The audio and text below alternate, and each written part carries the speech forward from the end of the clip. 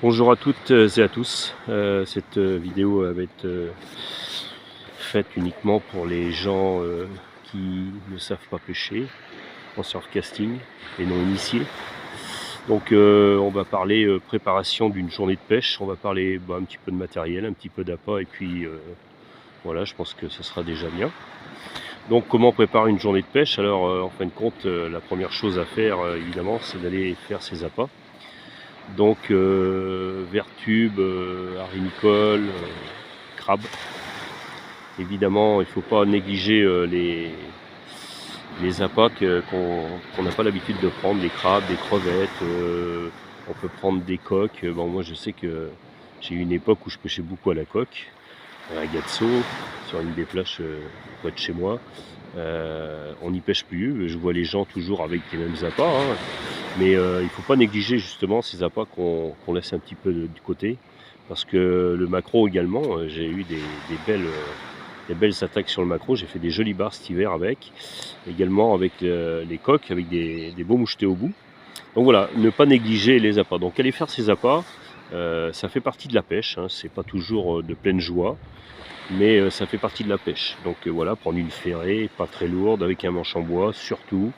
Allez pas vous casser le dos avec un manche qui fait 10 kg, ça sert absolument à rien. C'est complètement le contraire de ce qu'il faut faire.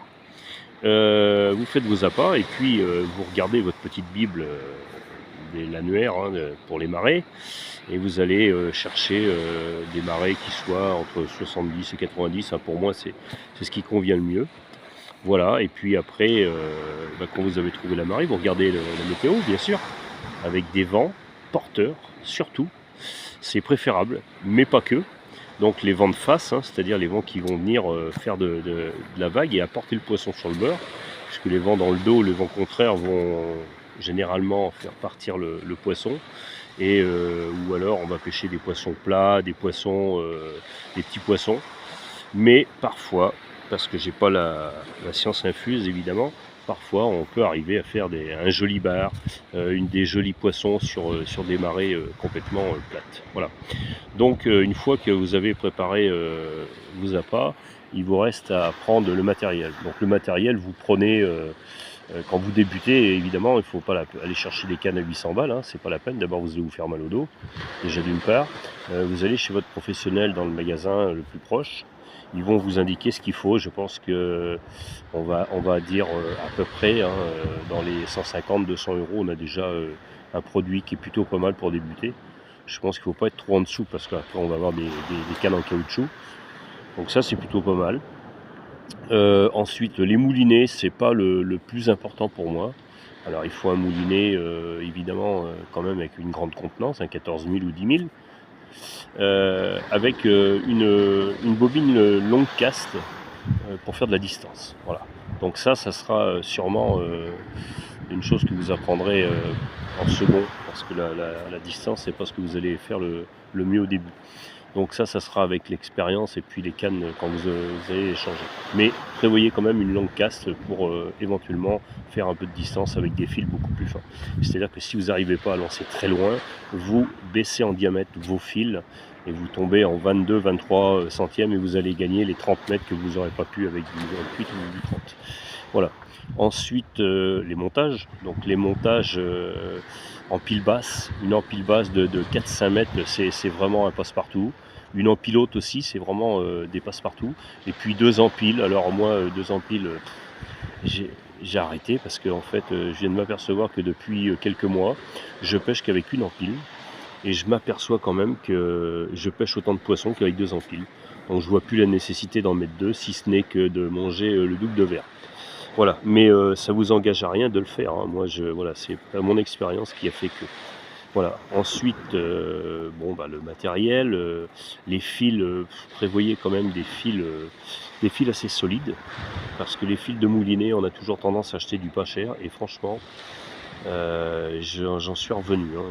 Maintenant, je mets vraiment des bons fils, 30 balles, 30 €, on a une bobine de 1000 mètres, hein. Je pense qu'on peut garnir 3 moulinets tranquilles, donc c'est plutôt pas mal. Voilà, ensuite quand vous avez fait tout ça, eh bien vous avancez, vous arrivez sur votre plage et en fait il va falloir prospecter à tous les niveaux. c'est-à-dire mettez une empile basse à ras-le-bord, parce que sur un montant, il y a des poissons qui viennent rôder. Donc ça m'arrive fréquemment depuis quelques temps que je refais un petit peu ce que je faisais avant. Et en fait ça fonctionne, hein. J'ai pris des jolis bars avec du maquereau, avec des coques en bordure, des jolis mouchetés également. Donc quand je dis en bord, c'est 10 mètres, hein, c'est dans les pieds, hein, pratiquement, hein. C'est pas à 50 mètres ou à 30 mètres, hein, ça c'est plus le bord pour moi, hein. Donc vraiment dans la bordure, dans la première et deuxième vague. Et je peux vous garantir que j'ai encore fait des poissons il y a encore pas très longtemps, le week-end dernier. J'ai passé une nuit complète à rien faire. Et sur le matin, j'ai mis un bout de sardine à 10 mètres, hein, sur la première vague. Et j'ai fait un moucheté de 43, 42, 43, je sais plus. Donc vous voyez que c'est pas négatif de pêcher à ras-le-bord. Alors parfois le poisson est au loin, parfois le poisson est au bord. Tout dépend du moment de la marée, évidemment. On va dire que sur les commencements de montant, ça va être préférable de mettre une canne ou deux là sur la bordure pendant quelques temps. Et puis après, on va tirer au loin pour aller chercher des poissons différents. Donc voilà, les bas de ligne. Les bas de ligne, on va mettre des bas de ligne en fonction de la marée. C'est-à-dire que si on a 1,50 m de vague et puis de la houle, évidemment, on ne va pas mettre du 20 centièmes, hein. On va privilégier des fils beaucoup plus gros, en 28, 30 centièmes. Il n'y a pas d'importance, le poisson sera moins farouche que si l'eau est calme et comment dire, si l'eau est calme et translucide. Alors, si vous en mêlez, parfois, ça peut arriver, vos empiles s'en mêlent, gonflez vos diamètres et raccourcissez vos empiles. Ça, c'est la règle. Il n'y en a pas d'autre. Et vous verrez que vous n'aurez plus de problème avec l'emmêlage.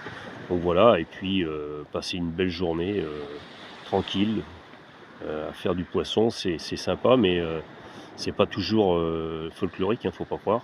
Parfois on fait un poisson, parfois on en fait deux, parfois on en fait 10. Tout dépend de la marée. Donc les meilleurs moments de marée, aujourd'hui, c'est compliqué à dire.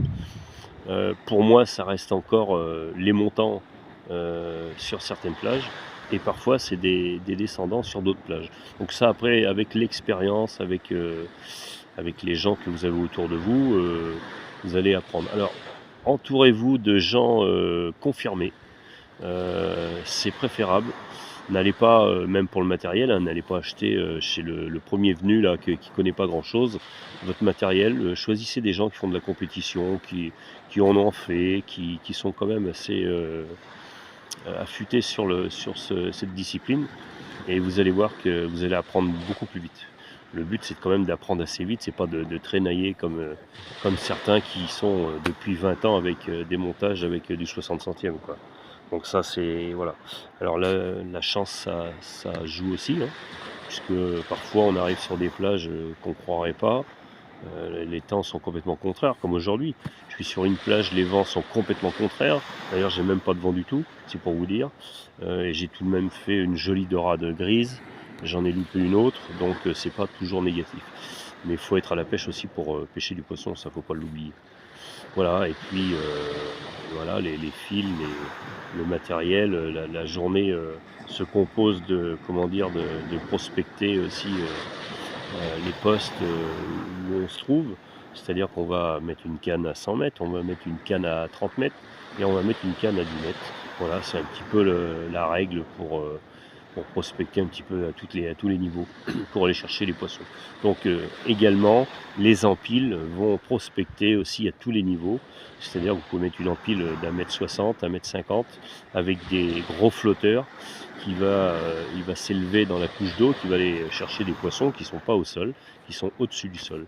Et puis le contraire, avec des empiles basses qui vont complètement traîner sur le fond avec des perles en verre. Moi, je prends des Aroski parce que c'est des perles qui ne ternissent pas. On peut les garder autant de temps qu'on veut, il n'y a pas de problème. Ça ternit jamais, ça a une brillance vraiment exceptionnelle. Et puis le poids, c'est du verre, hein, faut pas l'oublier. Donc c'est quand même des perles qui tiennent, qui sont quand même assez lourdes et qui vont maintenir votre empile sur le bas. Bon, moi je pêche l'été, je pêche avec des empiles très très longues, j'ai 6, 7 mètres, 10 mètres parfois. Ça m'arrive. Je trouve que j'ai vraiment des résultats incroyables. Donc pas sur toutes les plages, parce qu'il y a des plages où on ne peut pas se permettre de faire ça. Mais c'est vraiment, pour moi, c'est vraiment une bonne solution pour aller chercher des poissons plus discrètement. Voilà. Bon, bah, avec tout ça, déjà, c'est déjà pas mal, hein. Je pense qu'on a fait un petit peu le tour de ce que je voulais dire. N'hésitez pas à mettre des petits pouces bleus. Si vous avez des questions, surtout, vous n'hésitez pas. Vous posez les questions, j'y répondrai et je prendrai le temps de le faire. Il n'y aura pas de problème. Et puis, bah, je vous souhaite de faire du poisson et puis une bonne pêche surtout. Ciao!